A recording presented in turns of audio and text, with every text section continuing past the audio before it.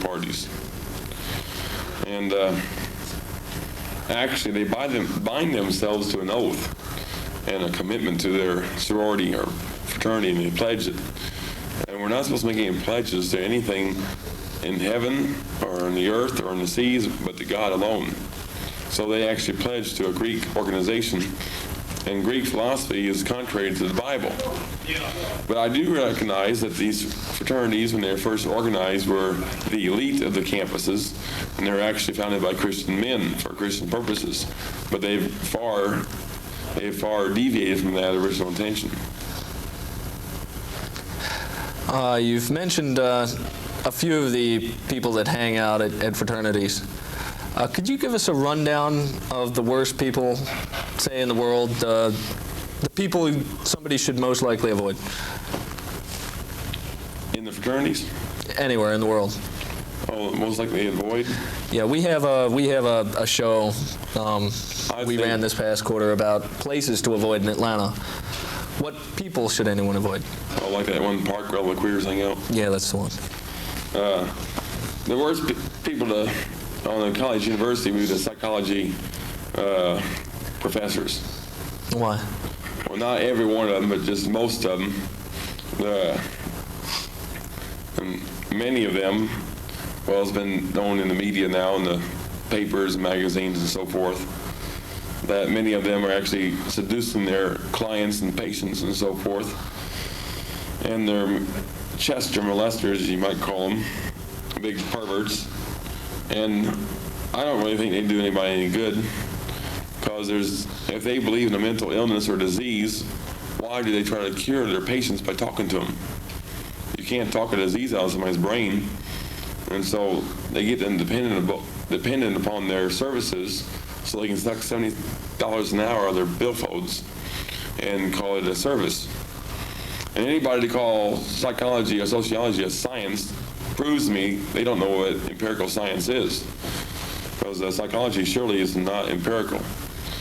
And watch out for the counselors in the psychology department, human sexuality courses, political science, American history, a bunch of communists in there.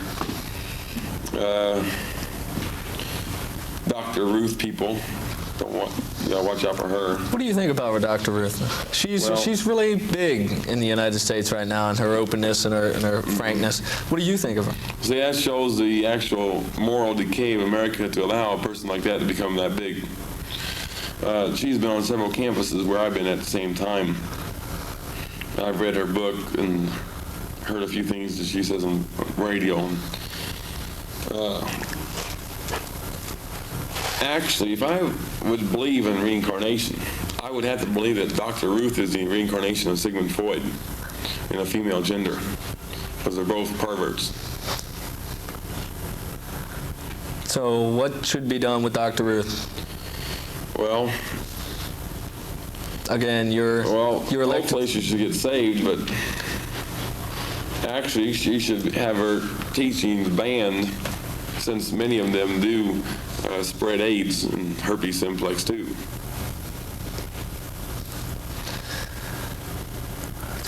So another people to avoid would be Ted Kennedy and Tip O'Neill and Senator Biden, Senator Metzenbaum, Senator Solars, and a few others. Why them? Oh, they're just big liberals, and anybody would have seen William Rehnquist and Antonin Scalia's coronation, I guess you could say, induction into the Supreme Court and step higher in the Chief Justice.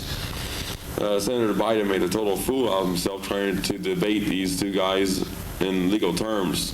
And they just ate him for breakfast without even trying.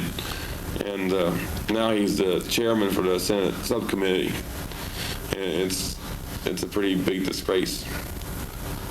Okay, who's next? Top of the list of people to avoid.